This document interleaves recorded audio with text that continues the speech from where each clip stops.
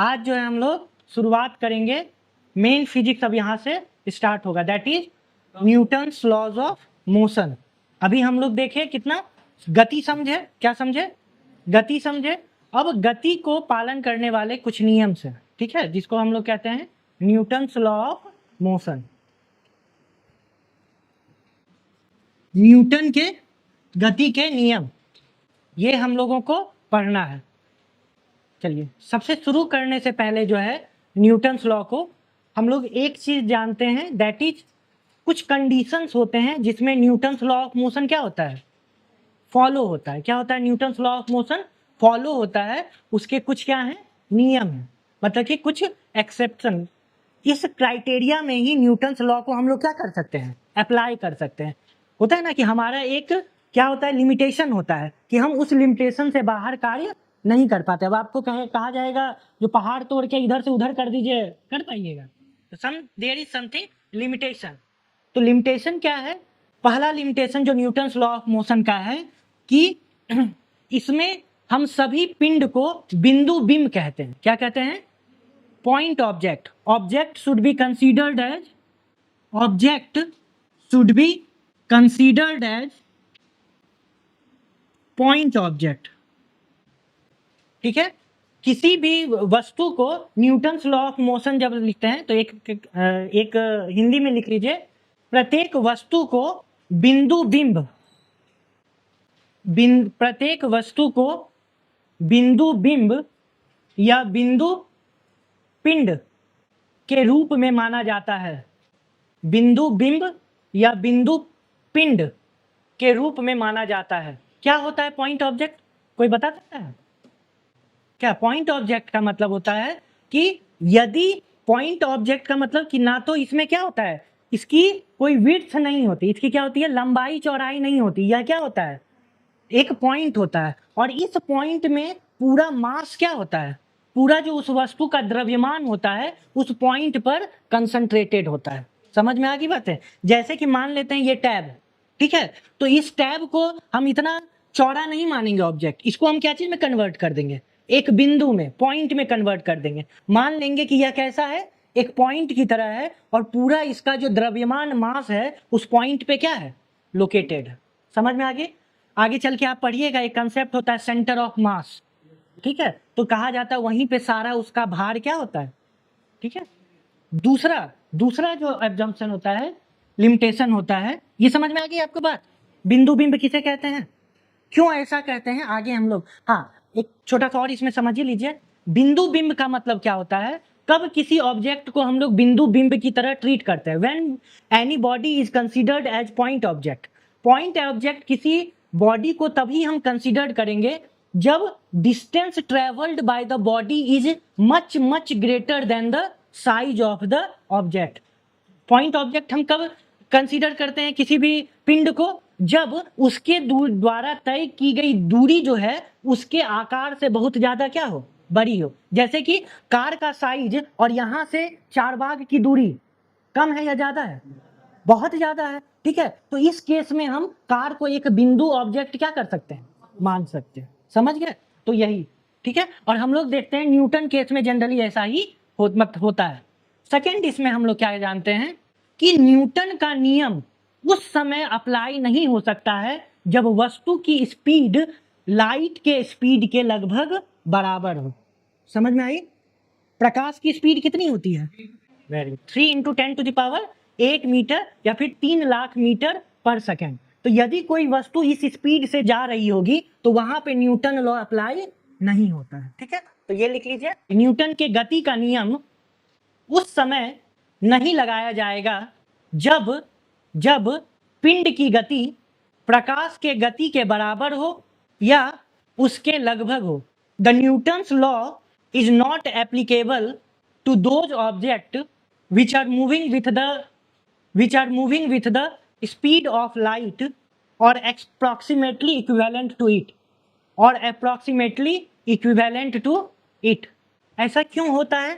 क्योंकि यहाँ पर जो है, आप ये तो जानते होंगे कि यदि कोई वस्तु जो है लाइट की स्पीड से चलता है, क्या चीज की स्पीड से, लाइट के स्पीड से चलता है, तो उसका मास क्या एक बराबर रहता है, नहीं, उसके मास में क्या होता है, बदलाव होता है, उसके मास में बदलाव होता है। ठीक है, आगे चल के आप पढ़िएगा कि समय भी जो है पूरे यूनिवर्स में एक ही चीज कांस्टेंट है, वो क्या है, लाइट का स्पीड।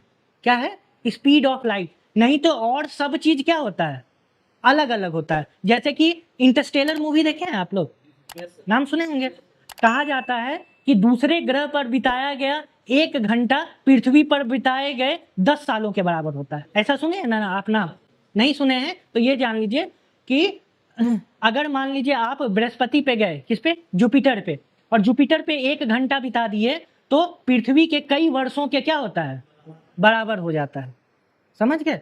तो इसलिए जो है समय भी क्या होता है, एक समान नहीं होता है, समय भी क्या होता है, अलग अलग। तो इस वेरिएबल के कारण जो है जब कोई वस्तु क्या होती है, लाइट के स्पीड से चलती है, तो यहां पर आपको न्यूटन्स लॉ अप्लाई नहीं हो पाएगा। इतना समझ में आ गया।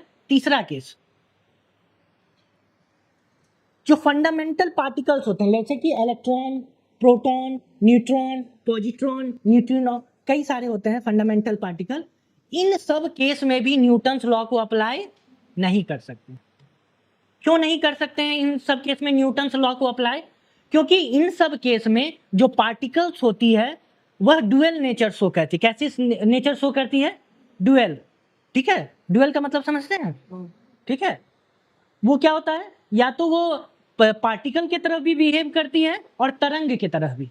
हो सकता है कंसेप्ट आपको समझ में ना आए, लेकिन बस इतना समझिए कि जैसे लाइट, जैसे हमारा क्या है, प्रकाश, प्रकाश क्या है, प्रकाश तरंग की तरह भी एक्ट करता है और पार्टिकल की तरह भी एक्ट करता है। आगे हम लोग पढ़ेंगे इसको। ठीक है, अभी परेशान मत होइएगा कि ये क्या बोल दिए हैं। ठीक है, बस इतना जान लीजिए कि न्यूटन का नियम जो है वह बहुत सूक्ष्म जो माइक्रो पार्टिकल्स होते हैं, मतलब इलेक्ट्रॉन, प्रोटॉन और न्यूट्रॉन, इन पर भी अप्लाई नहीं होता है। ठीक है, तो तीसरा लिख लीजिए, न्यूटन के गति का नियम, न्यूटन के गति का नियम इलेक्ट्रॉन, प्रोटॉन, न्यूट्रॉन, न्यूक्लियस, जिसको नाभिक भी बोलते हैं, नाभिक इत्यादि इत्यादि पर नहीं लगता है, इत्यादि पर नहीं लगता है। Newton's law of motion, Newton's law of motion is not applicable two electrons, protons, neutrons etcetera.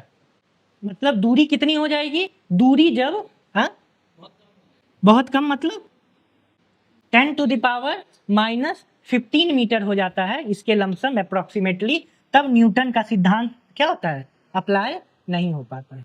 ठीक है, तो एक हम देख लिए, 3 केस हम लोग समझ लिए, 3 कंडीशन समझ लिए। पहला कंडीशन क्या है, ऑब्जेक्ट को कैसा होना चाहिए, पॉइंट ऑब्जेक्ट। ठीक है, कोई भी हम कार की तरह नहीं लेंगे, कार को हम लोग उसके लेंथ को कंसीडर नहीं करेंगे, उसको हम लोग क्या कर देंगे, एक ऑब्जेक्ट।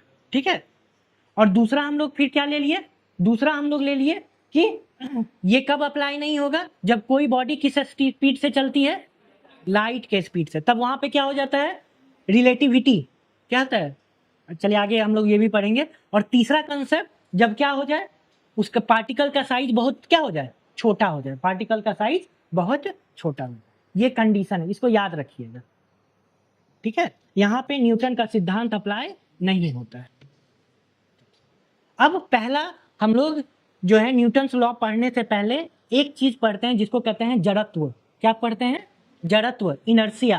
क्या पढ़ते हैं, इनर्शिया। हेडिंग डालिए, जड़त्व।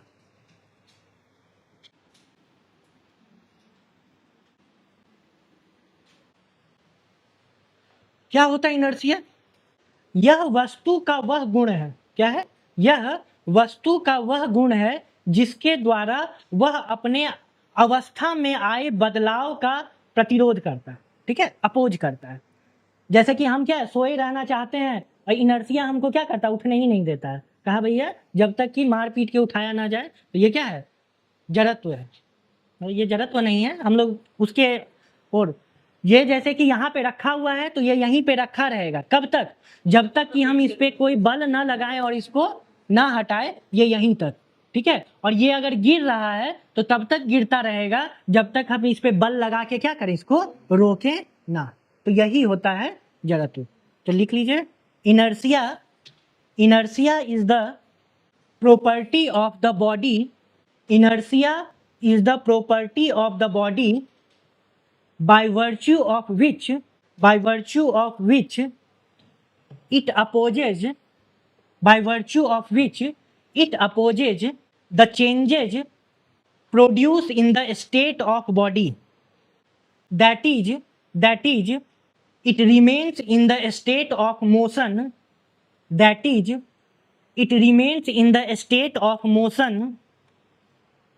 or rest until a force is applied on it. ठीक है, जड़त्व वस्तु का वह गुण है जिसके द्वारा वह अपने अवस्था में आए बदलाव का प्रतिरोध करता है। अर्थात गतिमान वस्तु तब तक गतिशील रहेगा जब तक उस पर कोई बाह्य बल ना लगाया गया हो, until external force is not applied on it, जब तक उस पर कोई बाह्य बल न लगाया गया हो। जड़त्व कितने प्रकार के होते हैं? हाँ, 3। ठीक है, पहला क्या हो गया? इनर्शिया ऑफ रेस्ट, दूसरा क्या हो गया? इनर्शिया ऑफ मोशन, और तीसरा क्या हो गया? Inertia of direction. ठीक है, विरामा अवस्था का जड़त्व, दूसरा क्या होता है? लिख लिया, विराम का जड़त्व। पहला क्या हो गया? विराम का जड़त्व, दूसरा हो गया गति का जड़त्व, तीसरा हो गया दिशा का जड़त्व। Inertia of rest, inertia of motion, inertia of direction.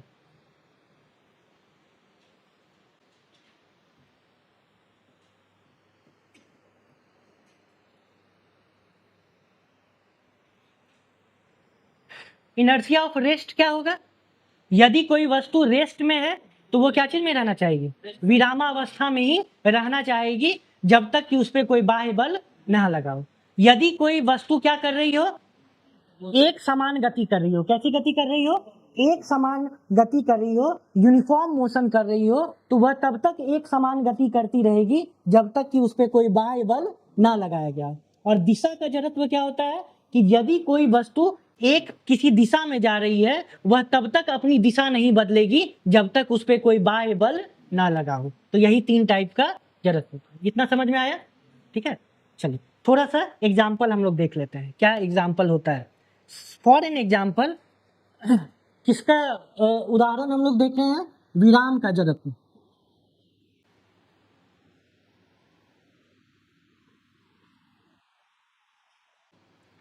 ठीक है, इनर्शिया ऑफ रेस्ट।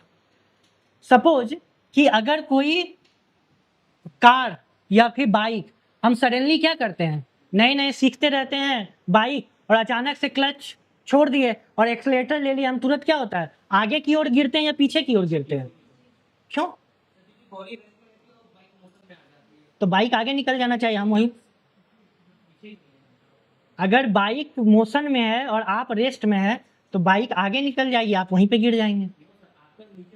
हाँ, वेरी गुड, वेरी गुड। क्या होता है जब हम बाइक या फिर किसी गाड़ी पे क्या होते हैं, बस पे बैठे रहते हैं और अचानक से बस क्या होती है, स्टार्ट होती है, तो हम पीछे की तरफ क्या करते हैं? लीन करते हैं, झुकते हैं। क्यों पीछे की तरफ लीन करते हैं? क्योंकि हमारा जो पैर है वो किससे अटैच है? बस के थ्रू।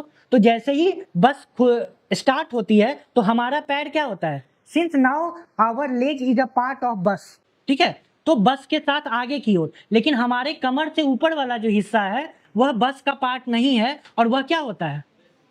वो रेस्ट में होता है और रेस्ट में ही रहना चाहता है। तो पैर आगे चला जाता है और हम पीछे की तरफ क्या हो जाते हैं? लीन हो जाते हैं। ये किसका जड़त्व, ये किसके कारण होता है? विराम का जड़त्व के कारण। ठीक है, दूसरा एक एग्जांपल क्या हो गया? अगर आप को डस्ट पार्टिकल, बेड, सुबह सुबह उठ के बेड बनाते होंगे आप, तो बेड को क्या करते हैं हम लोग? सेक करते हैं। क्यों सेक करते हैं? डस्ट पार्टिकल को हटाने के लिए। तो क्या ऐसा क्या होता है, ऐसे करके मान लीजिए बाइक ही जो है आप एकदम धूम बाइक चला रहे हैं, ठीक है, और यहाँ पे आप बैठे हुए हैं और आपका दोस्त, ठीक है, और अचानक से सडनली ऐसे करके क्या लीजिएगा, टर्न लीजिएगा, इतना सडन टर्न भी नहीं लेना है, ठीक है, ठीक है, सडन टर्न लेते हैं तो अभी हमारा बॉडी किधर की ओर जा रहा है, इस दिशा में जा रहा है, तो बॉडी क्या करेगा, इसी दिशा में जाने का क्या करेगा, प्रयास करेगा, और जब आप इधर भी मुड़ेंगे तो आपका बॉडी किधर जाता चाहेगा, सीधे जाना चाहेगा। तो इसी को हम लोग कहते हैं इसी को हम लोग कहते हैं दिशा का जड़त्व। मतलब दिशा में आए हुए बदलाव का क्या करता है, विरोध करता है। क्या करता है, दिशा में आए हुए बदलाव का विरोध करता है। समझ में? तो इसको अपने शब्दों में लिख सकते हैं, पिंड अपने दिशा में आए परिवर्तन का विरोध करता है, इसीलिए मोड़ पर चलती हुई गाड़ी में बाहर की ओर एक बल का एहसास होता है। समझ गए? क्वेश्चन कैसा आता है इसमें, ये देखिएगा, लिख लिया आप लोग, इंग्लिश में भी लिखा। Due to the inertia of direction a moving object resists the change in its direction, resist or opposes the change in its direction. Therefore we feel an external a force in outward direction when an auto or bus take sharp turn. क्या करती है, बस या auto एक क्या करती है, sharp turn रखती है। Therefore we feel an outward force when auto or bus take sharp turn. ठीक है, शार्प टर्न। क्वेश्चन क्या आता है, क्वेश्चन आता है कि जैसे वी लीन फॉरवर्ड, और यहाँ पे passenger in moving bus lean forward when sudden brake is applied on bus. ठीक है, यात्री आगे की ओर झुक जाते हैं जब अचानक से ब्रेक लगाया जाता है। ठीक है, वाई डज इट हैपन। पहला, inertia of rest, inertia of motion, direction और नन ऑफ दीज। क्या हो गया, इनर्शिया। इसीलिए आपको तीनों इनर्शिया को अलग अलग एग्जाम्पल समझना क्या है, जरूरी है। मतलब कि विराम का जड़त्व, गति का जड़त्व और लास्ट में क्या हो गया, दिशा का जड़त्व। तो इसमें कौन सा लग रहा है जड़त्व, क्या है, गति का जड़त्व या फिर इनर्शिया ऑफ मोशन। तो आपको यह समझना होगा कि कौन सा एग्जाम्पल किसका है। समझ में आ गई बातें?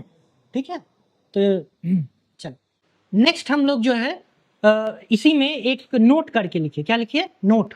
अच्छा, किसको मूव करना हार्ड है, हैवी ऑब्जेक्ट और लाइटर ऑब्जेक्ट, जिसका वजन ज्यादा हो या जिसका वजन क्या हो, कम हो, किसको मूव करना आसान होता है, लाइटर ऑब्जेक्ट्स। ठीक है, जो वो उसको मूव करना क्या है, आसान होता है। तो इसका मतलब हैवियर ऑब्जेक्ट जो है वो ज्यादा रेसिस्टेंस प्रोवाइड कर रहा है, किसके लिए, अपने, हाँ वेरी गुड, ज्यादा मतलब अपने पोजीशन में बदलाव लाने को ज्यादा अपोज कर रहा है। ठीक है, तो इसका मतलब इनर्शिया क्या चीज पे डिपेंड किया, मास पर। क्या किया, जड़त्व किसी भी वस्तु के द्रव्यमान पर निर्भर करता है। तो ये लिख लीजिए, क्या कह दीजिए, जड़त्व किसी भी वस्तु के द्रव्यमान पर निर्भर करता है। Inertia of a body depends on its mass. किसी वस्तु का जड़त्व उसके द्रव्यमान पर निर्भर करता है। यहां तक किसी को कोई प्रॉब्लम? ठीक है, इसका मतलब भी क्या हो गया, समझ में आ गया।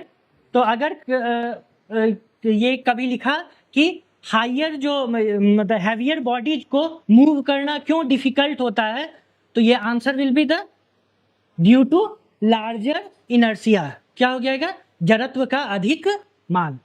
ठीक है, नेक्स्ट हेडिंग जो है, अब जो है हम लोग पहले हेडिंग डालिए, Newton's first law of motion. क्या है, न्यूटन के गति का प्रथम नियम।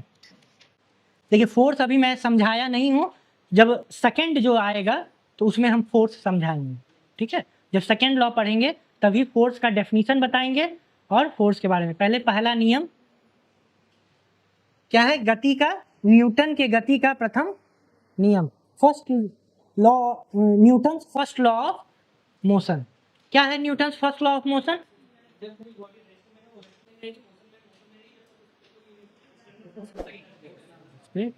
वेरी गुड, सब कोई जानते हैं। ठीक है, इसी को हम लोग क्या कहते हैं, लॉ ऑफ इनर्शिया भी कहते हैं। क्या कहते हैं, लिख लीजिए इसको, इनर्शिया का सिद्धांत भी, जड़त्व का सिद्धांत भी कहा जाता है। इसी नियम को जड़त्व का सिद्धांत भी, आप लिख लेंगे या फिर मैं लिखवाऊं? हाँ लिख लेंगे, न्यूटन का पहला नियम, जल्दी जल्दी लिखिए। तो यदि कोई वस्तु विराम अवस्था में है, यदि कोई वस्तु विराम अवस्था में है तो वह विराम अवस्था में ही रहेगी, और यदि कोई वस्तु एक समान गति, और यदि कोई वस्तु एक समान गति में चल रही है तो वैसे ही चलती रहेगी जब तक उस पर कोई बाह्य बल, जब तक उस पर कोई बाह्य बल न लगाया गया हो, जब तक उस पर कोई बाह्य बल न लगाया गया हो। यही न्यूटन के गति का पहला नियम है। ठीक है, तो इसमें जड़त्व हम लोग समझ ही लिए हैं, तो जितना भी एग्जाम्पल होता है वो सारे एग्जाम्पल इसमें क्या बैठते हैं, फिट बैठते हैं। ठीक है, समझ में आया? चलिए, इसको एक और गैलीलियो का नियम भी कहते हैं। क्या कहते हैं इसी को? गैलीलियो के नियम के नाम से भी यह जाना जाता है। लिखिए, it is also known as the law of Galileo's law. पहले एक्चुअली किसने खोजा था ये? गैलीलियो ने ही इसको, गैलीलियो का भी नियम इसे कहा जाता है। अगर someone asks you which of the following Newton's law of motion is known as Galileo law, तो वो कौन सा हो गया? न्यूटन का पहला नियम जो है गैलीलियो लॉ भी कहलाता है। तो पहले सिद्धांत में हमने गति का पहला सिद्धांत में क्या देखा कि जब तक कोई बॉडी एक समान गति से चल रही है वो क्या होगी, एक समान गति से ही चलती रहेगी, और यदि कोई वस्तु क्या चीज में है, रेस्ट में है, तो वो रेस्ट में ही क्या होगी, बनी रहेगी जब तक उस पर क्या न लगा हो, बाह्य बल। तो अब न्यूटन साहब का क्या जिम्मेदारी थी कि उस किस चीज को एक्सप्लेन करें, बाह्य बल को। मतलब कि इस prime duty is to explain the word force. इसीलिए उन्होंने दूसरे नियम में क्या चीज को एक्सप्लेन किया, बल को। क्या चीज को एक्सप्लेन किया, बल को। तो न्यूटन का दूसरा नियम क्या होता है, बल का नियम। क्या होता है बल का नियम? न्यूटन का सेकेंड लॉ, गुणनफल के बराबर। Very good. ठीक है, Newton second law of motion कहता है the force applied on a body is equivalent to the product of mass and acceleration produced in the body. ठीक है, तो पहले लिख लीजिए, उसके बाद फिर हम लोग लिखते हैं। पहला क्या लिखे, Newton's second law of motion states that, Newton's second law of motion states that, second law of motion states that the force applied on a body is equivalent to the product of their mass and acceleration produced in the body, ठीक है, हिंदी में लिखिए, किसी पिंड पर लगने वाला बल, किसी पिंड पर लगने वाला बल उसके द्रव्यमान तथा उसमें उत्पन्न त्वरण के गुणनफल के बराबर होता है। उत्पन्न त्वरण के गुणनफल के बराबर होता है। फॉर्मूला क्या होता है, F इज इक्वल टू, ठीक है, F is equal to ma। चलिए, इस पे अब हम लोग जो है यही न्यूटन के गति का दूसरा नियम है। यही न्यूटन के गति का दूसरा नियम है।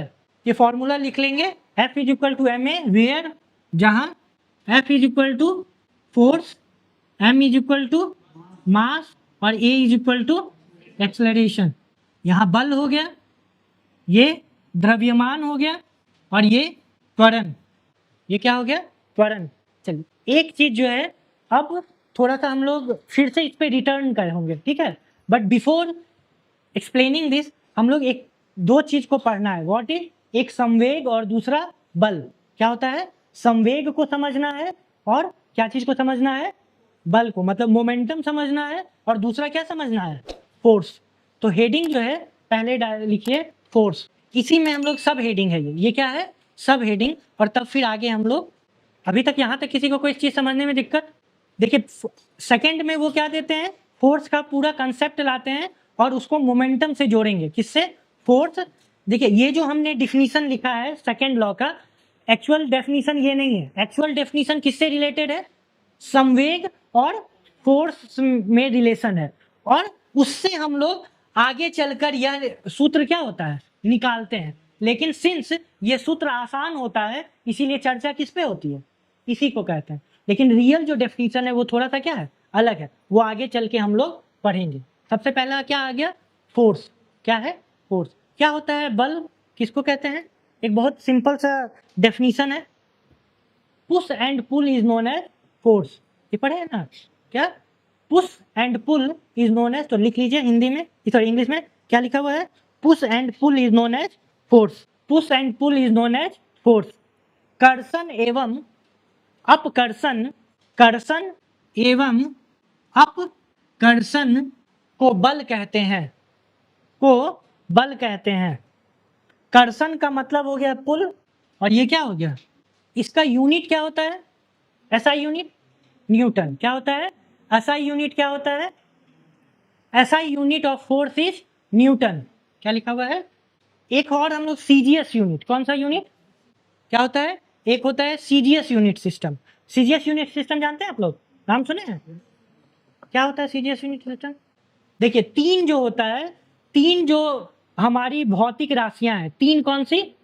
फिजिकल क्वांटिटी जो कि गति के नियम को पढ़ने में सहायक होता है। वो कौन कौन सा होता है? लेंथ, ठीक है, उसके बाद फिर मास, और उसके बाद फिर कौन सा? टाइम। कौन कौन सा? ये अब लंबाई, द्रव्यमान और कौन सा? समय। यह तीन जो होता है वह गति के नियम को पढ़ने में क्या होता है? और इसी का जो यूनिट होता है उसी को हम लोग क्या कहते हैं? यदि हम लेंथ को क्या चीज में ले? सेंटीमीटर में ले। द्रव्यमान को क्या चीज में ले? हाँ, ग्राम में। क्या चीज में ले? ग्राम में ले। और समय को क्या ले? सेकंड में। तो क्या हो गया? CGS। तीन इंपॉर्टेंट है। कौन सा? 3 इंपॉर्टेंट। इसको वहीं पे लिख लीजिए, नोट करके लिख दीजिए। फिजिकल क्वांटिटी इन मैकेनिक्स, मतलब यांत्रिकी में जो है तीन महत्वपूर्ण भौतिक राशियां होती हैं। वो कौन कौन सी होती हैं? पहला होता है लंबाई, लेंथ।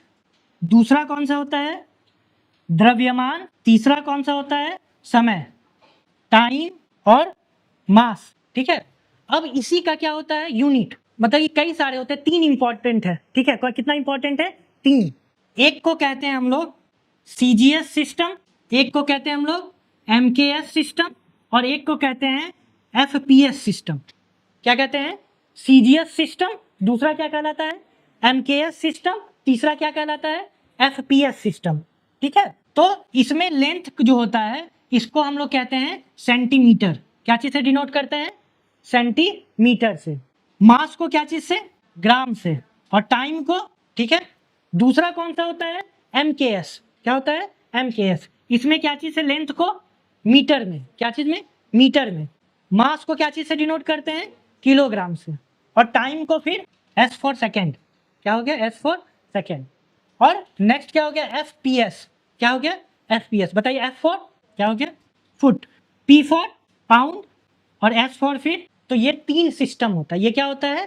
तीन जो है वह सिस्टम होता है और ये डिफरेंट डिफरेंट कंट्री में, जैसे कि FPS कहाँ फेमस है और CGS इंडिया में, हम लोग सेंटीमीटर से, ठीक है, इंडिया क्योंकि ब्रिटेन क्या है, ब्रिटेन फ्रांस में ये यूज होता है, इसलिए जो है हम लोग यहाँ पे ये क्या कहते हैं ब्रिटेन में और फ्रांस में प्रचलित है, ठीक है, FPS और तो डिफरेंट है। तो इसी डाउट को हटा के हम लोग क्या ले आए थे, SI यूनिट, क्या ले आए थे, SI यूनिट। ये क्या है, ये सब जगह एक्सेप्टेड है। SI यूनिट क्या है, वो पूरे वर्ल्ड में एक्सेप्टेड है, ठीक है। तो इन तीनों के अलावा जो फाइनली होता है वह कौन सा है, SI यूनिट। SI यूनिट क्या हुआ कि इसको कहते हैं इंटरनेशनल सिस्टम ऑफ यूनिट।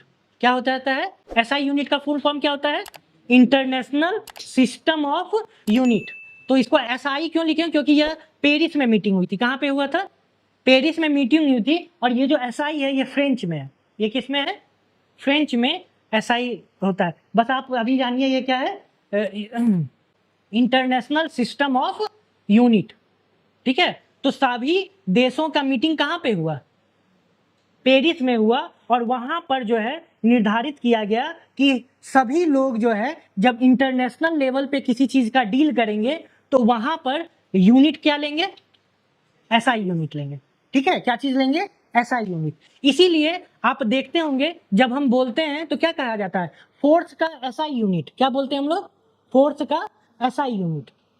जैसे कि हम कहें कि लेंथ का CGS यूनिट क्या होगा, तो क्या आप कहेंगे, क्या कहेंगे, लेंथ का मतलब लंबाई का CGS यूनिट क्या हो जाएगा, सेंटीमीटर। अगर हम कहते हैं लंबाई का MKS यूनिट में क्या है, तो ये क्या है, मीटर। और लंबाई का हम कह दिए FPS तो क्या हो गया, फुट। और लंबाई का SI यूनिट क्या होता है, वहां भी होता है, क्या होता है, मीटर में, जो हम लोग, समझ में आ गई बातें। तो ये जो है इंटरनेशनली एक्सेप्टेड। तो जब भी हम लोग जनरली बात करते हैं, इफ अगर ये स्पेसिफिक ना पूछा जाए कि किस यूनिट सिस्टम की पूछा है, तो हमेशा किसका बताएंगे, SI यूनिट, हमेशा किसका बताएंगे, ऐसा। और अगर स्पेशली मेंशन्ड हो तब हम लोग उस यूनिट को कंसीडर करते हैं, ठीक है। कभी कभी क्वेश्चन आता है कि 5 मीटर पर सेकेंड को CGS यूनिट में क्या कीजिए, कन्वर्ट कीजिए। क्या चीज में करना है, 5 मीटर पर सेकेंड को CGS यूनिट में कन्वर्ट करना है।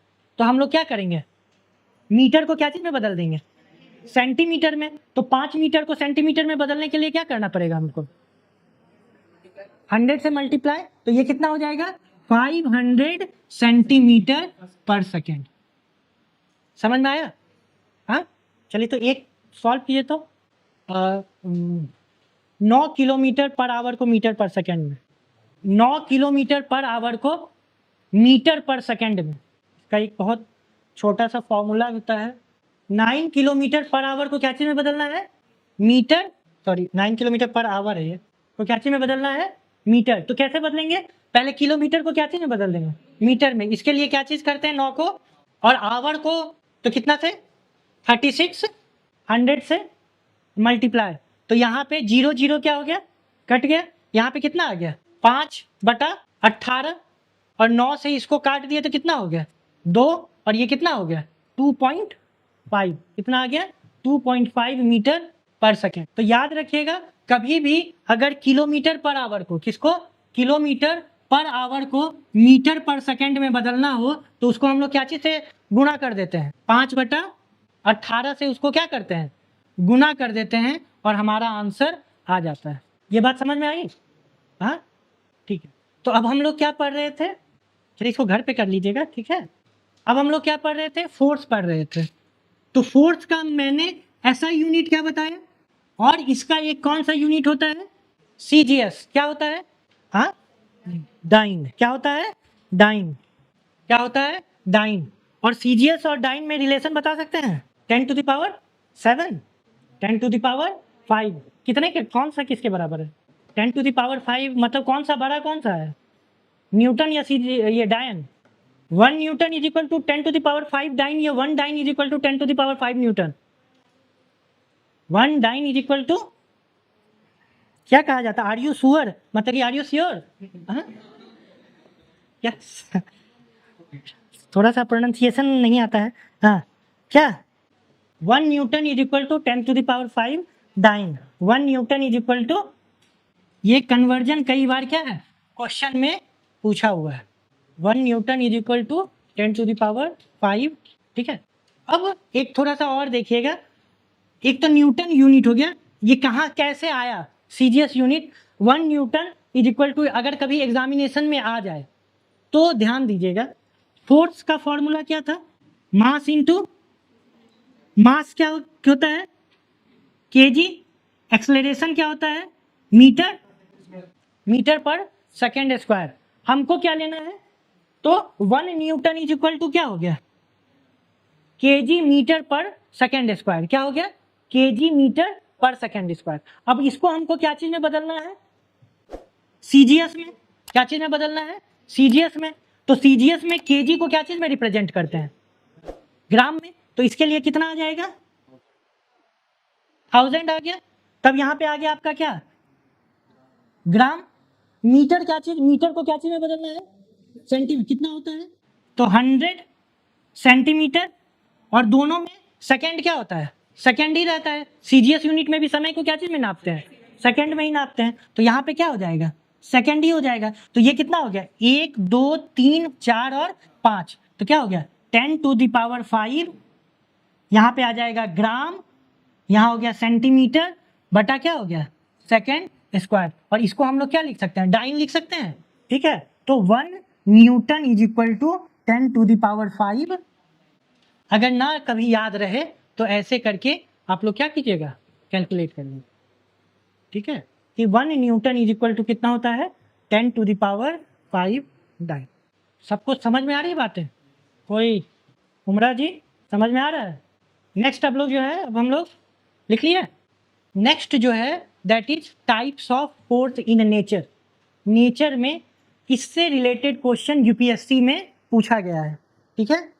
Types of force in nature, प्रकृति में बल के प्रकार। प्रकृति में बल के केवल कितने प्रकार हैं 4, कितने प्रकार हैं 4, और वही 4 जो है वह एक दूसरे में बताइए, सब जितना भी फोर्स होता है इस प्रकृति में, इसको हम लोग 4 भागों में क्या कर सकते हैं विभाजित कर सकते हैं। कितने भागों में 4 भागों में विभाजित कर सकते हैं, जितना भी फोर्स वर्ल्ड में एग्जिस्ट करता है। तो प्रकृति में बल के प्रकार, types of force in nature, तो कितना है there are 4 types of force in nature. लिखिए, प्रकृति में 4 प्रकार के बल पाए जाते हैं। There are 4 types of force in nature. Force in nature, प्रकृति में 4 प्रकार के बल पाए जाते हैं। कोई बता सकता है? सबसे पहला क्या हो गया ग्रेविटेशनल फोर्स, गुरुत्वाकर्षण बल। पहला क्या हो गया गुरुत्वाकर्षण बल। दूसरा वीक न्यूक्लियर फोर्स, क्या हो गया week nuclear force, week nuclear force. दुर्बल, क्या हो गया दुर्बल नाभिकीय बल, दुर्बल नाभिकीय बल। इलेक्ट्रोमैग्नेटिक फोर्स, क्या है इलेक्ट्रोमैग्नेटिक फोर्स। विद्युत चुंबकीय बल, विद्युत चुंबकीय बल। और लास्ट में हो गया स्ट्रॉन्ग न्यूक्लियर फोर्स, क्या हो गया स्ट्रॉन्ग न्यूक्लियर फोर्स। क्या कहते हैं हम लोग प्रबल नाभिकीय बल, क्या हो गया लास्ट में प्रबल नाभिकीय बल। नेचर में यही 4 बल क्या करते हैं एग्जिस्ट करते हैं। बाकी जो बल है, जैसे कि एक आपको लगेगा घर्षण बल भी तो होता है, हाँ फ्रिक्शन फोर्स, आपने वो नहीं लिखाया, तो फ्रिक्शन फोर्स इसी 4 जो बल दिखाए इसी में से एक बल है, ठीक है। एक होता है टेंशन, ठीक है, रस्सी में क्या होता है जब कोई पदार्थ को लटकाते हैं तो रस्सी में क्या होता है तनाव होता है, टेंशन फोर्स। तो ये सारा जो फोर्स है इसको हम लोग क्या करेंगे एक कर देते हैं, जैसे कि 2 चार्ज के बीच में बल लगता है इलेक्ट्रोस्टैटिक फोर्स। तो डिफरेंट फोर्स जो है को हम लोग एक में इन्हीं 4 में क्या कर सकते हैं डिवाइड कर सकते हैं, ठीक है। यूपीएससी पूछा है इसलिए थोड़ा सा मैं डिटेल्ड इसमें जाऊंगा, क्योंकि यूपीएससी अपने टॉपिक जनरली चेंज नहीं करता है, ठीक है। ग्रेविटेशनल फोर्स हम लोग अलग से डिटेल में पढ़ेंगे, ठीक है, फिर भी उसका कुछ पॉइंट जो हम लोग लिख लेते हैं। ग्रेविटेशनल फोर्स कैसा होता है नेचर में attractive. Gravitational force is always attractive, हमेशा कैसा होता है, इसीलिए उसको कहते हैं गुरुत्वाकर्षण। गुरुत्व पृथ्वी के द्वारा लगाया गया कर्षण बल, अट्रैक्टिव फोर्स। ठीक है, तो गुरुत्व अभी लिखा है ना, कर्षण और अपकर्षण को क्या कहते हैं, बल कहते हैं। तो यहाँ पे क्या है, कर्षण है, मतलब कि अट्रैक्टिव। हमेशा जो होता है ग्रेविटेशनल फोर्स कैसा होता है, आकर्षित, अट्रैक्टिव फोर्स होता है।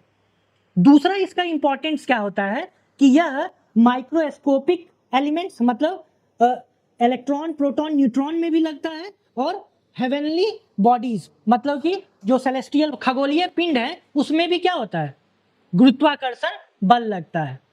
तो इसका मतलब है वैसा कोई भी पदार्थ जिसमें क्या हो, द्रव्यमान हो, जिसमें क्या हो, मास हो, वहां पर गुरुत्वाकर्षण बल क्या होगा, आ ही जाएगा। गुरुत्वाकर्षण बल उसी में नहीं होगा जिसके पास क्या होगा, मास नहीं होगा। आप एक सुने होंगे सर्न में जो था, चलिए ये सुने, बोसॉन पार्टिकल्स, गॉड पार्टिकल नाम सुने थे। हाँ, तो गॉड पार्टिकल क्यों इंपॉर्टेंट था हमारे लिए, क्योंकि गॉड पार्टिकल ही कहा जाता है किसी ऑब्जेक्ट में यदि मास है तो उसमें उसका रीजन क्या होगा, वही गॉड पार्टिकल, वही बोसोन के कारण मास होता है।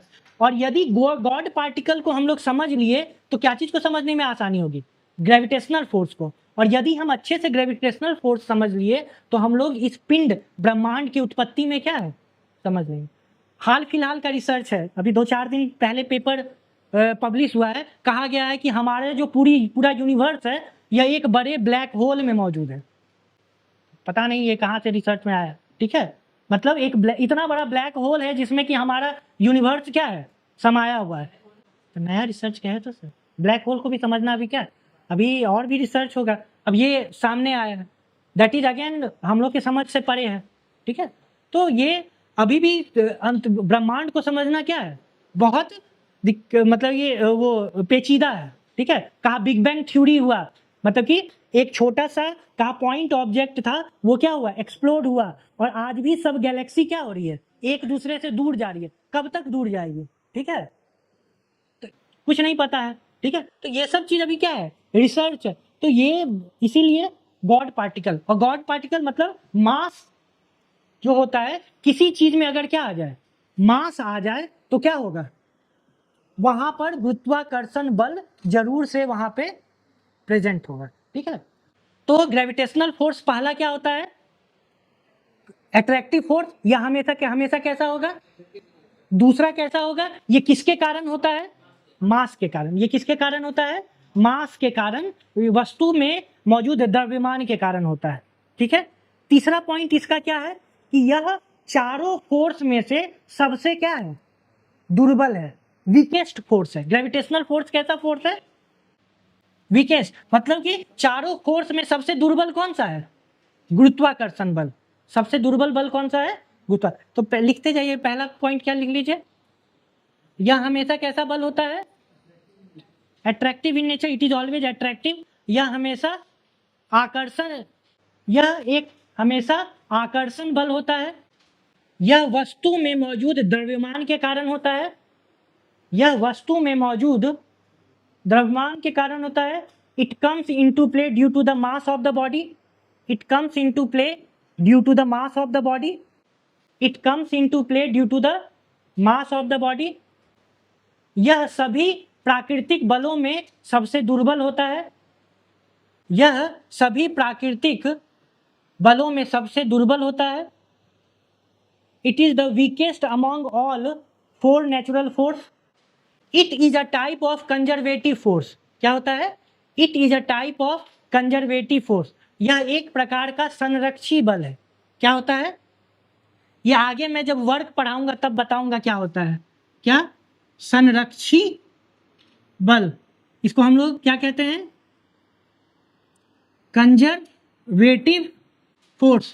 कोई जानते हैं क्या होता है कंजर्वेटिव फोर्स, या एक क्या होता है सर, जानते हैं लास्ट में क्या, कोई कंजर्वेटिव फोर्स। अभी ध्यान से बस, क्या होता है कि फिजिक्स में एक टर्म आता है कार्य, क्या आता है, वर्क, ठीक है। तो वर्क, कितना कार्य आपके द्वारा किया गया, यह तभी मतलब एक पिंड को ए से हम कहाँ पे लेते गए, बी तक, तो ए से बी तक ले जाने का कई मार्ग हो सकता है, ठीक है, कई मार्ग हो सकता है। तो अभी इसको रहने देते हैं, ठीक है, थोड़ा सा वो हो जाएगा, ठीक है, अभी संरक्षी बल जो है रहने देते हैं, क्योंकि यहाँ पर फोर्स जिनको समझ में आता होगा वर्क, उनके लिए बस है कि वर्क जो है वह डिपेंड करता है इनिशियल पोजीशन और फाइनल पोजीशन के बीच के दूरी का, ना कि path followed by the body. अगर अभी रहने दीजिए, हम लोग अगले बाद में कंजर्वेटिव फोर्स समझेंगे। दूसरा इसको कहेंगे कि यह एक प्रकार का केंद्रीय बल है। यह एक प्रकार का क्या है, केंद्रीय बल। ये आगे जब हम कार्य पढ़ाएंगे तब डिटेल में बताएंगे, ठीक है। कार्य एक टॉपिक है, कौन सा, वर्क एक टॉपिक है, उसमें ये बताएंगे। यह एक प्रकार का कैसा बल है, केंद्रीय बल। केंद्रीय बल किसे कहते हैं, केंद्रीय बल वह बल होता है जो दो वस्तु के केंद्र को जोड़ने वाले लाइन के अलोंग लगता है। क्या लगता है, जैसे केंद्रीय बल हमेशा किसके का डायरेक्शन कहाँ होगा, दो पिंडों को जोड़ने वाली एक सीधी रेखा के क्या होगा, अलोंग होगा, ठीक है। तो यह एक प्रकार का कैसा बल है, सेंट्रल फोर्स, केंद्रीय बल है, बस इतना लिख लीजिए। यह एक प्रकार का क्या है, केंद्रीय बल है। केंद्रीय बल का मतलब क्या होता है कि जो दो पिंडों के बीच यदि बल लग रहा है तो बल जब लगेगा तो वो उसकी दिशा कहाँ होगी, दोनों पिंडों को जोड़ने वाली रेखा के अलोंग होगा, इसीलिए इसको क्या कहते हैं, सेंट्रल फोर्स। और लास्ट में it obeys inverse square law. It obeys inverse square law. यह क्या लिखा हुआ है, इट ऑबेज इनवर्स, क्या है, इनवर्स स्क्वायर लॉ। यह व्युत्क्रम वर्ग नियम का पालन करता है। यह व्युत्क्रम वर्ग नियम का पालन करता है। कोई समझा सकता है ये क्या होता है, इसका मतलब देखिए, अगर जो है ग्रेविटेशनल लॉ का फॉर्मूला देखते हैं तो F is equal to upon r square. क्या होता है, आर स्क्वायर। मतलब दो वस्तु के बीच की दूरी अगर क्या होती है, बढ़ती जाती है, तो बल क्या होगा, घटता जाएगा। बल क्या होता जाएगा, घटता जाएगा। यही यहाँ पर क्या है, इनवर्स स्क्वायर लॉ कहता है। क्या कहता है कि जब दो वस्तु के बीच की दूरी क्या होती जाएगी, ठीक है, तो अट्रैक्शन क्या होता है, कम होता है, यही कहलाता है। तो ये पूरा आपको याद रखना होगा, ठीक है। पहला क्या हमने बताया, यह हमेशा कैसा होता है, आकर्षण बल। दूसरा, हाँ, हमेशा जिसमें द्रव्यमान होगा उसमें क्या होगा। तीसरा क्या हमने देखा, हाँ, सबसे वीकेस्ट फोर्स है। चौथा हमने क्या देखा, संरक्षी बल है। नेक्स्ट हमने क्या पढ़ा, केंद्रीय बल है। और लास्ट में यह किसको फॉलो करता है, वेरी, ये स्टेटमेंट आ सकता है कि गुरुत्वाकर्षण बल में निम्नलिखित में से कौन सा सही है, ठीक है। दूसरा हमारा कौन सा है, दुर्बल नाभिकीय बल। कौन सा है, दुर्बल नाभिकीय बल। यह पहला, यह बल गुरुत्वाकर्षण बल का 10⁻25 गुना होता है। कितना, 10⁻25 गुना होता है। कौन सा, week nuclear force is 10⁻25 times of gravitational force. यही यूपीपीसीएस का सवाल है, ठीक है। आगे मैं बताऊंगा क्या सवाल पूछा हुआ है। यह कितना है, 10⁻25 10। ये देखिए यूपीपीसीएस, स्टेट पीसीएस में ये पूछा है, यूपी का था या बिहार का था ये नहीं मुझे याद है। 10⁻25 टाइम्स ऑफ ग्रेविटेशनल फोर्स। ये कब होता है, जब आप लोग नाम सुने हैं रेडियो एक्टिव डिके, हाँ, रेडियोधर्मी पदार्थ। जैसे कि कौन से, कोई एग्जांपल दीजिए, कोई पदार्थ हो, यूरेनियम। तो यूरेनियम जब निकलता है तो इसमें आप सुनते होंगे अल्फा पार्टिकल, दूसरा क्या होता है, बीटा पार्टिकल, तीसरा क्या होता है, गामा। तो जो बीटा पार्टिकल निकलता है उसमें यही इंपॉर्टेंट रोल प्ले करता है। कौन सा? दुर्बल नाभिकीय बल। तो लिख लीजिए यहाँ पे, दुर्बल नाभिकीय बल के कारण नाभिक से बीटा पार्टिकल निकलते हैं। बीटा कैसे दिखते हैं? ठीक है, ग्रीक लेटर है, आप लोग पढ़ते भी होंगे, जैसे हम लोग ABCD पढ़ते हैं, वहां पे क्या होता है? Alpha beta. ठीक है, तो यहाँ पे क्या है? बीटा। तो जब भी न्यूक्लियस से क्या निकले? बीटा पार्टिकल निकलता है, तो उसमें कौन सा इंपॉर्टेंट रोल प्ले करता है? वीक न्यूक्लियर फोर्स, दुर्बल नाभिकीय बल। तो क्या लिखे हैं हम लोग? क्या लिखा है हिमांशु साहब? क्या लिखा है इसमें? ठीक है, बीटा पार्टिकल निकल, the emission of beta particle occur due to the weak nuclear force. यहां पे बस इतना ही। ठीक है, तीसरा कौन सा है? Electromagnetic force. कौन सा है? विद्युत चुंबकीय बल। देखिए इसमें दो है, क्या नाम है? एक विद्युत और दूसरा क्या है? चुंबकीय। ठीक है, इलेक्ट्रोमैग्नेटिक फोर्स। ठीक है, तो इसको दो भागों में बांट देते हैं।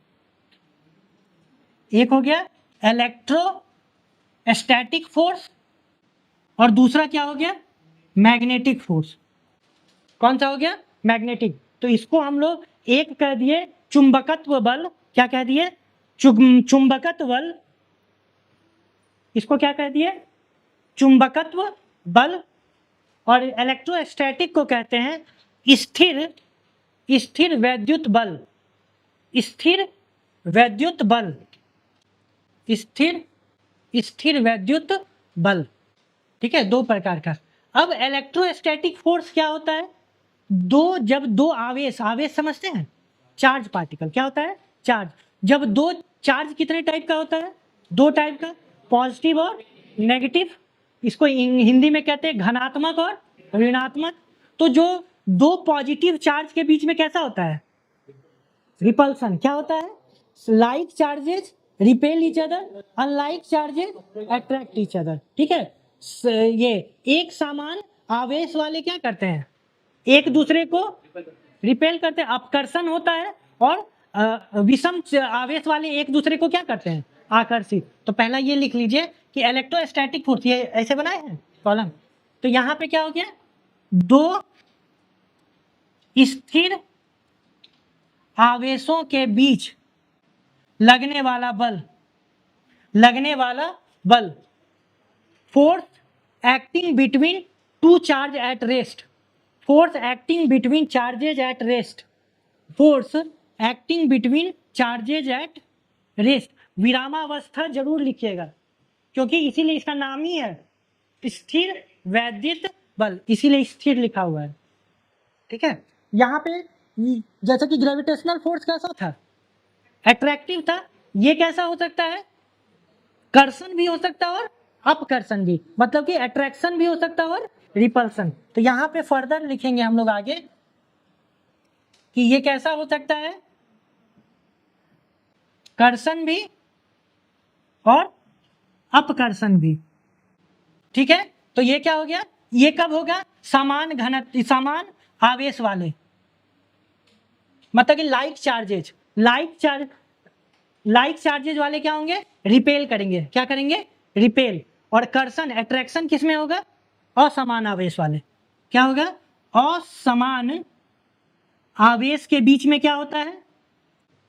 असमान आवेश के बीच में क्या होता है? कर्षण। अट्रैक्शन किसके बीच में होगा? Like charges, sorry unlike charges. और रिपल्सन किसमें बीच में होगा? Like charges. यहाँ पे एग्जाम्पल किसमें हो जाएगा? इसका एग्जाम्पल हो जाएगा पॉजिटिव एंड निगेटिव चार्ज। और इसमें क्या हो जाएगा? पॉजिटिव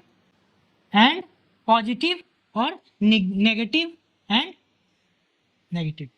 ठीक है, नेगेटिव और नेगेटिव। यह गुरुत्वाकर्षण बल के कितना टाइम्स होता है? 10⁻36 टाइम। कितना होता है?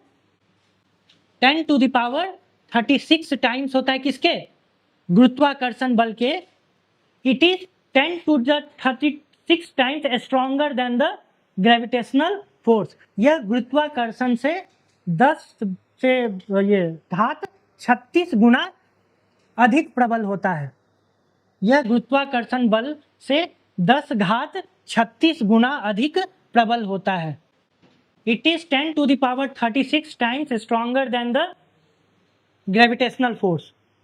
ठीक है। दूसरा होता है मैग्नेटिक फोर्स। दूसरा क्या होता है? Magnetic force. अब थोड़ा ध्यान से सुनेंगे। क्या बहुत ज्यादा हो गया क्या? हाँ हाँ, तो सहना सीखिए। ठीक है, कोई ऑप्शन नहीं है। हाँ हाँ, करने में तो इतना तेज है। तो ये तो बोर्ड को हवा दे रहा है, हमको यही नहीं समझ में आ रहा है। बोर्ड हम गर्म के बोर्ड 10 टू नहीं रहने दो। क्या है 10 टू द पावर? ये क्या होता है? एक मैग्नेटिक फोर्स, जैसे कि चार्ज एट रेस्ट। ठीक है, एक क्या हो गया? इलेक्ट्रोस्टैटिक। लेकिन चार्ज जब क्या चीज में हो? मोशन में हो। क्या हो? गति में हो। तो जब चार्ज गति में रहता है तो उसके द्वारा क्या प्रोड्यूस किया जाता है? Magnetic field. क्या प्रोड्यूस किया जाता है? Magnetic field. तो ये था चार्ज एट रेस्ट। और मैग्नेटिक फील्ड कब आता है? Charge in motion. आवेश जब क्या चीज में आ जाए? गति में। तो लिख लीजिए नेक्स्ट पॉइंट इसमें, जब आवेश गति में होता है तो चुंबकत्व बल, जब आवेश गति में होता है तब चुंबकत्व बल उत्पन्न होता है। Charge in motion produces magnetic field और magnetic force. Charge in motion produces magnetic field. जब आवेश गति में होता है तब चुंबकत्व बल पैदा होता है। और चार्ज जब स्थिर रहता है तब चुंबकत्व बल होता है क्या? नहीं, नहीं होता है। ठीक है, इसीलिए आप सुनते होंगे कि देखते भी होंगे जो बड़ा बड़ा ये जो बहुत ज्यादा करंट ले जाता है, ठीक है, वो बहुत ऊंचे ऊंचे क्या होता है? टावर पे बना होता है। ठीक है, बड़े बड़े क्या होता है? टावर।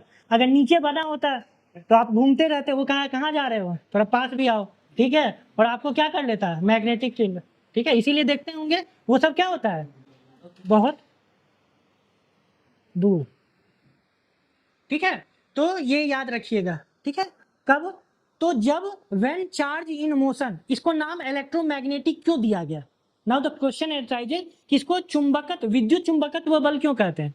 तो विद्युत, जब एक चार्ज मोशन में होता है तो वहां इलेक्ट्रिक फील्ड भी होता है और दूसरा क्या होता है? मैग्नेटिक फील्ड भी होता है। मतलब वहां पे चुंबकीय क्षेत्र भी होता है और दूसरा क्या होता है? विद्युतीय क्षेत्र भी होता है। कब? जब आवेश क्या चीज में हो?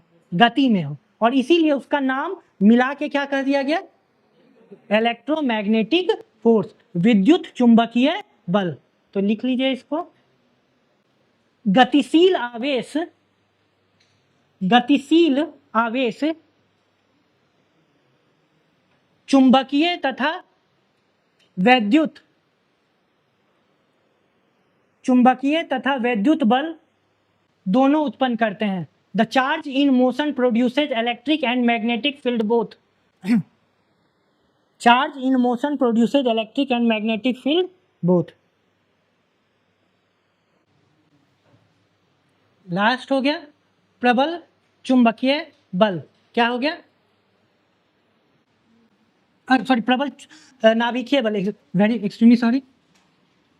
स्ट्रॉन्ग न्यूक्लियर, ये नेचर का सबसे क्या है? स्ट्रॉन्ग फोर्स है। It is the strongest among all natural force. यह प्राकृतिक का प्रबल सबसे प्रबल बल है। यह प्रकृति का सबसे प्रबल बल है। यह प्रकृति का सबसे प्रबल बल है। ये कब आता है? जब दूरी 10 to the power -15 सेंटीमीटर हो। कब? It comes in to place when the distance between the particles is 10 to the power -15 metre. जब दूरी कितनी हो? दो पार्टिकल के बीच की दूरी 10 घात -15 मीटर होता है, तब यह एग्जिस्ट करता है। It comes in to play when the distance between the particles is less than 10 to the power -15 metre. कैसे? ध्यान से समझिएगा। दो प्रोटॉन के बीच में कैसा फोर्स लगेगा? प्रोटॉन पे कैसा चार्ज होता है? पॉजिटिव। तो दो प्रोटॉन के बीच में कैसा लगना चाहिए? हाँ, रिपल्सन। लेकिन न्यूक्लियस में क्या मौजूद होता है? प्रोटॉन नहीं होता है, न्यूट्रॉन और प्रोटॉन होता है। तो कई सारे प्रोटॉन कहाँ पे मौजूद है? नाभिक में। तो अगर हम इलेक्ट्रोस्टैटिक फोर्स देखें तो दोनों को क्या करना चाहिए था? रिपेल करना चाहिए। लाइक चार्जेस क्या होता है? Repel each other. लेकिन अगर रिपेल करता तो नाभिक स्थिर रहता है, स्टेबल रहता है, अनस्टेबल हो जाता है। लेकिन एक न्यूक्लियस में क्या चीज है? Negative charge. एक न्यूक्लियस में पॉजिटिव चार्ज, प्रोटॉन क्या होता है? मौजूद रहता है। तो इसका मतलब there must be a force that is attractive in nature, जो कैसा हो? कर्षण बल हो। तो ये कौन सा बल आता है? प्रबल नाभिकीय बल। तो प्रबल नाभिकीय बल के कारण कई सारे प्रोटॉन जो हैं वो नाभिक में क्या होते हैं? मौजूद होते हैं। ठीक है, तो ये लिख लिए इसे। ये कैसा होता है? It is attractive in nature. यह कैसा होता है? कर्षण बल होता है। ये कर्षण बल होते हैं। It is attractive in nature. तथा इसी बल के कारण समान आवेश वाले प्रोटॉन नाभिक में मौजूद रहते हैं।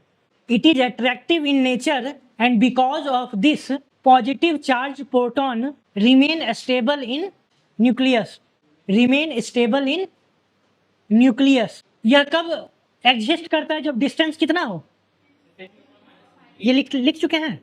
ठीक है, तो ये लिख लीजिए। ये जब पार्टिकल्स के बीच में दूरी कितनी होती है? लिख लिया ना? ठीक, चलिए नेक्स्ट लिखिए। यह संरक्षी बल नहीं होता है।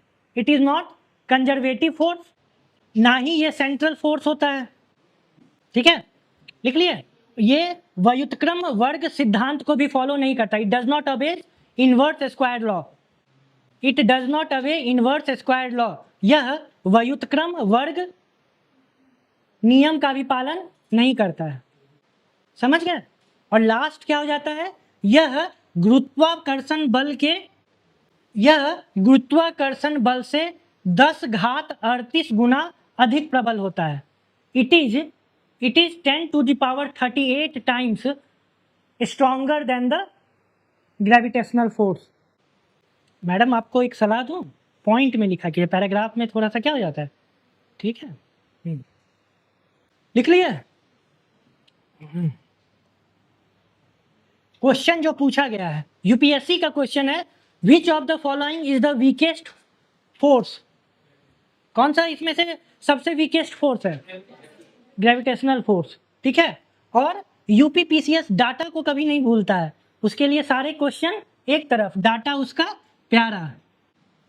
ठीक है, ऐसे करके रेशियो पूछा हुआ था। क्या?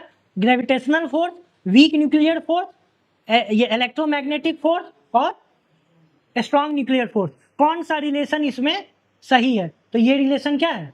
सही है। ग्रेविटेशनल फोर्स से वीक न्यूक्लियर फोर्स कितना टाइम अधिक स्ट्रॉन्गर होता है? 10 to the power 25। ये कितना होता है?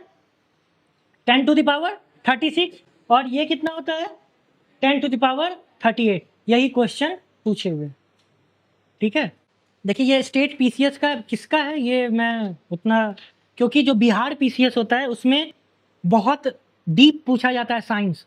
ठीक है, थोड़ा वहाँ का साइंस थोड़ा डीप, तो ये थोड़ा सा आप लोग ये याद रखिए। पीसीएस में किसी भी पीसीएस में पूछा है तो वो जरूर आपके लिए भी फायदेमंद होगा। ओके, ग्रेविटेशनल फोर्स अगर बात किया जाए तो कहाँ कहाँ से होता है? छोटे से छोटे और बड़े से बड़े। लेकिन जो क्या कहते हैं वीक न्यूक्लियर फोर्स होता है वह कितने पे होता है? वीक न्यूक्लियर फोर्स जो है यह 10 to the power -15 से कम होना चाहिए। क्यों? क्योंकि बीटा डीके में ये काम करता है। किस में काम करता है? बीटा डीके में। ईएमएफ जो है इसका लिमिट होता है। ये ऐसा नहीं है कि छोटा और बड़ा, इससे कुछ नहीं है। ठीक है, और एसएन जो होता है, जो स्ट्रॉन्ग न्यूक्लियर फोर्स होता है, यह भी कहाँ पे लगता है? 10 to the power -15 मीटर पे अप्लाई होता है। ये याद रखिएगा। ठीक है, अब ये बताइए फोर्स सदिश राशि है या अदिश राशि है? सदिश। तो it is a type of vector quantity. यह एक प्रकार का क्या है? वेक्टर क्वांटिटी है।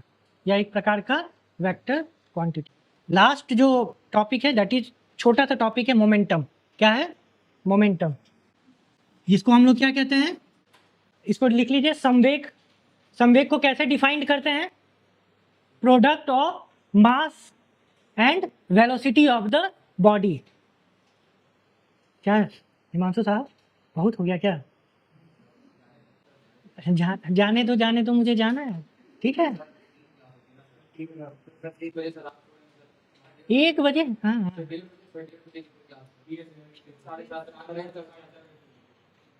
अच्छा। हालत खराब, हाँ, चीज़ें फंस जाती हैं, मतलब कि हालत खराब हो जाता है, चीज़ें फंस जाती है। और जाने दीजिए, तीनों जो है, तो ये हो गया, आप फंस चुके हैं और आप जो है क्या मुश्किल हो गया है, और तब फिर जो है आपको जाने देंगे। तो क्रोनोलॉजी थोड़ा सा अलग हो गया है। चलिए ठीक है, इतना समझ में आ गया? तो केवल डेफिनेशन इसका लिख लीजिए। Product of, it is defined as product of mass and velocity of the body. किसी वस्तु का संवेग,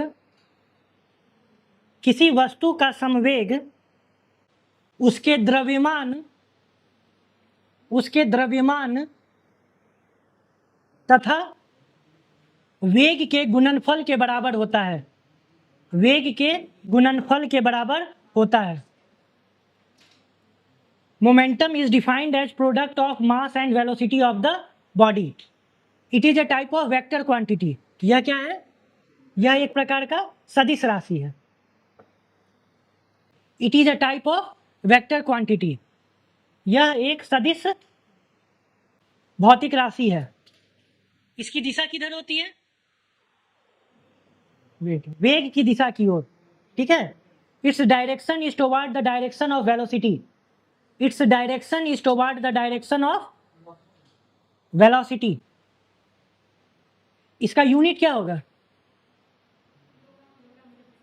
किलोग्राम मीटर पर सेकेंड। किलोग्राम मीटर पर सेकेंड। और लास्ट स्टेटमेंट जो कल मैं एक्सप्लेन करूंगा, केवल उसको लिख लीजिए।